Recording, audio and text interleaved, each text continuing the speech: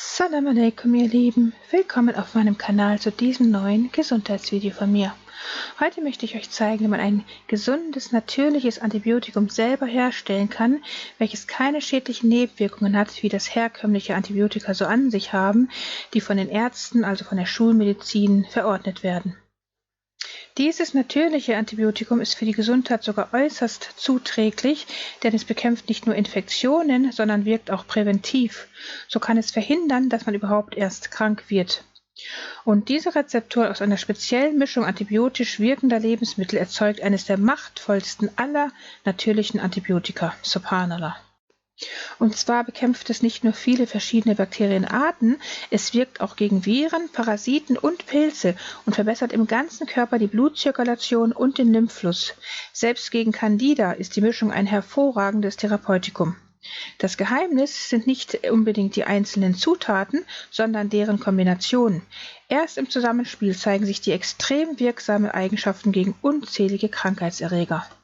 Von großer Wichtigkeit ist es daher, dass alle Zutaten dieses Rezepts von Bioqualität sind, denn wir möchten ja kein pestizidbehaftetes und vitaminarmes Gemüse für diese Rezeptur verwenden, damit die Wirkung am Ende nicht geschwächt wird dadurch. Falls man jedoch irgendeines der Zutaten nicht in Bioqualität finden sollte, dann sollte man es wenigstens schälen, um damit eben die Pestizidrückstände zu entfernen. Das habe ich hier zum Beispiel mit dem Meerrettich getan, weil ich den leider nicht in Bioqualität im Bioladen finden konnte. Abgesehen von Zwiebel und Knoblauch, die natürlich geschält werden müssen, belassen wir aber alle anderen Zutaten natürlich mit der Schale, denn unter der Schale sitzen bekanntlich immer die meisten Vitamine. Wir brauchen jetzt 15 Gramm frischen Meerrettich, den wir hier jetzt geschält haben, eben deshalb, weil er eben nicht von Bioqualität ist, und den raspeln wir jetzt fein auf dieser Gemüsereibe, bis alles davon hier verwertet ist. Ihr werdet das jetzt hier sehen. Der Meerrettich ist fertig. Als nächstes werden wir jetzt die Zwiebeln, nachdem wir die geschält haben, in kleine Würfel schneiden. Und zwar benötigen wir davon ungefähr 70 Gramm. Ich habe das hier allerdings mehr oder weniger nach Gefühl gemacht alles. Also ich habe das nicht so ganz genau nach Rezept gemacht, aber ich gebe euch das genaue Rezept unten in der Infobox, inshallah. Jetzt werden wir dann den Knoblauch zerdrücken, und zwar braucht man davon ungefähr 25 Gramm. Ich habe aber wahrscheinlich sehr viel mehr genommen. Ingwer, frischen Ingwer, den belassen wir jetzt mit der Schale, davon brauchen wir 25 Gramm. Den haben wir jetzt auch fein gerieben. Ich habe da wahrscheinlich auch noch mehr davon genommen. Aber das schadet nichts, weil der eben so sehr gesund ist. Das hier ist jetzt frischer Kurkuma, also die Kurkuma-Wurzel. Da sollte man dann schon Handschuhe tragen, weil die sehr stark abfärbt. Wird alles immer gelb dann davon. Die tun wir natürlich auch mit der Schale verreiben. Das haben wir hier jetzt getan. Frischer Kurkuma ist übrigens sehr gesund auch. Als nächstes werden wir etwa 17 Gramm frische Peperoni, also Chili, und zwar die schärfsten, die man finden kann, in ganz kleine Würfel schneiden. Wichtig ist, dass sie halt ganz scharf sind. Und ja, nachdem wir das getan haben, werden wir noch eine Bio-Zitrone mit Schale in kleine Würfel schneiden. Die Zitrone gehört allerdings nicht zu diesem ursprünglichen Rezept, aber ich habe sie trotzdem hinzugefügt, weil sie auch sehr starke Wirkung zeigt. Damit haben wir jetzt alle Zutaten schon vorbereitet und die kommen jetzt alle zusammen in ein großes Einwegglas. Später hat sich erwiesen, dass dieses Glas viel zu klein ist, natürlich für diese ganzen Zutaten. Deswegen habe ich das später noch auf 2 Gläser verteilt. Anfangs hatte ich das aber nicht gewusst, da habe ich erstmal alles zusammen in dieses Einwegglas zusammengegeben. Ja, ich möchte euch jetzt noch einiges zu diesen einzelnen Zutaten sagen. Knoblauch ist bereits von Natur aus ein starkes Antibiotikum mit weitreichenden gesundheitlichen Vorteilen. Knoblauch bekämpft schädliche Bakterien und Pilze aller Art. Gleichzeitig schont Knoblauch die Darmflora. Ja, er soll gar die Zahl der nützlichen Darmbakterien erhöhen und kann somit zur Sanierung der Darmflora beitragen. Was die Zwiebeln betrifft, so sind sie die nächsten Verwandten des Knoblauchs. Sie verstärken die Knoblauchwirkung und stellen gemeinsam mit diesem ein starkes Duo gegen Krankheiten dar. Meerrettich wirkt sich besonders vorteilhaft auf die Atemwege aus, die Nasennebenhöhlen und die Lungen. Verstopfte Neben- und Stirnhöhlen werden gereinigt, die Blutzirkulation wird verbessert und nahende Erkältungen oder die Grippe haben keine Chance mehr. Was Ingwer und Chili betrifft, so hemmen sie Entzündungen, lindern Schmerzen und stimulieren enorm den Kreislauf. Sie bekämpfen Krankheiten an Ort und Stelle. Kurkuma ist wohl im Hinblick auf die antibiotische Wirkung das beste Gewürz. Es bekämpft Infekte, reduziert Entzündungen, hemmt die Krebsentwicklung, lindert Gelenkschmerzen und beugt gar Demenz vor. Regelmäßig eingenommen schützt also Kurkuma vor Alzheimer. Was den schwarzen Pfeffer betrifft, den wir gleich hinzugeben werden, wirkt er unter anderem entzündungshemmend, immunstärkend und verdauungsfördernd. Zudem erhöht er die Bioverfügbarkeit von Kurkuma erheblich, weil er einen Inhaltsstoff namens Piperin enthält, der eben dafür sorgt, dass das Kurkuma vom Körper aufgenommen werden kann. Was den Blütenhonig betrifft, der eben auch von Bioqualität sein sollte, so leistet er aufgrund seiner antibakteriell, antimykotischen und antioxidativen Wirkung sowohl bei Infekten als auch bei vielen entzündlichen Prozessen dem Körper hervorragende Dienste. Eine ganz besondere Eigenschaft des Honigs ist seine Fähigkeit zu verhindern, dass sich pathogene Bakterien im Körper zusammenrotten und sogenannte Biofilme bilden, die es ihnen ermöglichen, miteinander zu kommunizieren. Honig blockiert dieses Kommunikationssystem mit der Folge, dass diese Bakterien nicht mehr als geschlossene Gruppe agieren können und so auch deutlich anfälliger für konventionelle Antibiotikabehandlungen werden. Was den Apfelessig betrifft, so ist er reich an Pektin, einem Ballaststoff, der hohe Cholesterinwerte senkt und den Blutdruck reguliert. Apfelessig unterstützt ferner den Mineralstoffhaushalt und damit die Knochengesundheit. Zwar liefert Apfelessig nur wenig Calcium, aber er hilft dabei, dass der Körper das Calcium aus der Nahrung besser resorbieren kann. Da Apfelessig außerdem sehr kaliumreich ist, verleiht er Haar wieder Glanz, Nägeln Festigkeit und hilft überdies bei der Entgiftung des Körpers. Apfelessig enthält Apfelsäure, die sehr gut gegen Pilze und bakterielle Infektionen wirkt.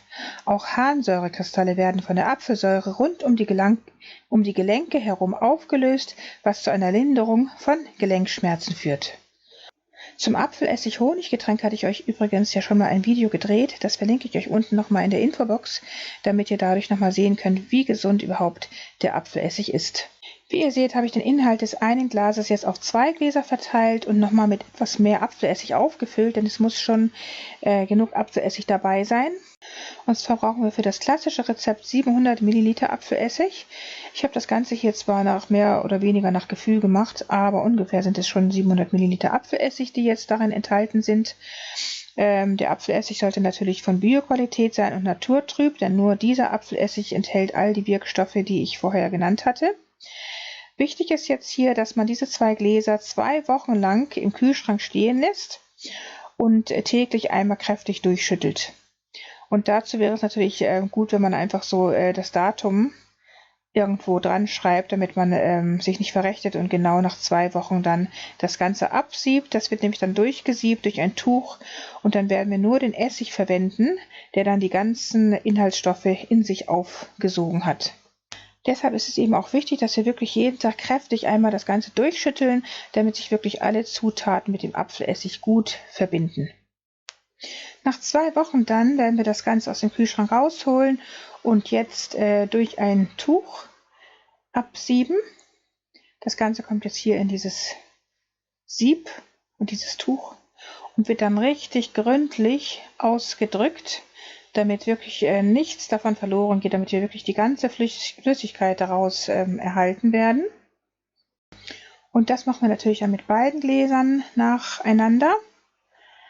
Und auf diese Weise, indem man das Tuch jetzt hier so dreht, kommt man wirklich die gesamte Flüssigkeit gut raus. Und am Ende sieht es dann so aus, nachdem wir beide Gläser dann abgefüllt und abgesiebt haben. Das ist die Menge an Flüssigkeit, die wir jetzt daraus erhalten haben. Die passt genau in solch ein Einwegglas. Das ist jetzt unser Antibiotikum, Mashallah. Und davon werden wir jetzt täglich einen Esslöffel zu uns nehmen. Und zwar natürlich möglichst verdünnt, weil man kann das zwar auch pur nehmen, aber das wäre sehr, wahrscheinlich für die meisten zu scharf, zu stark. Es ist nämlich sehr scharf, das Ganze. Und sehr sauer auch gleichzeitig. Also es ist ein sehr, sehr starkes Antibiotikum, Mashallah. Und deshalb sollte man einen ganzen Esslöffel davon in ein kleines Glas möglichst reines, gefiltertes oder destilliertes Wasser geben und dieses kleine Gläschen dann täglich trinken. Und wenn man jetzt irgendwie akut irgendwelche Beschwerden hat, eine Erkältung oder was auch immer, dann könnte man die Dosis langsam erhöhen täglich, bis man dann irgendwann auf ein kleines Schnapsgläschen kommt, das man dann täglich zu sich nehmen kann. Was den Trester betrifft, der jetzt hier übrig geblieben ist, den werden wir nicht wegwerfen. Den kann man sehr gut verwenden und man könnte ihn theoretisch, so wie ich das jetzt hier mache, in so Eiswürfelbehälter füllen und dann einfrieren. Diese natürliche Antibiotika-Mixtur kann dann auch hervorragend in der Küche als Würze für Suppen und Eintöpfe verwendet werden oder für den Salat gemixt mit Olivenöl würde auch ein tolles, gesundes Dressing daraus entstehen. Ebenso könnte man solch ein Würfelchen dann auch in den Detox-Smoothie geben, den man morgens trinkt, weil diese Mixtur ja auch entgiftend wirkt. Auf diese Weise braucht man nichts von den wertvollen Inhaltsstoffen wegwerfen. Alles wird davon verwertet, denn das sind alles sehr, sehr gesunde Zutaten.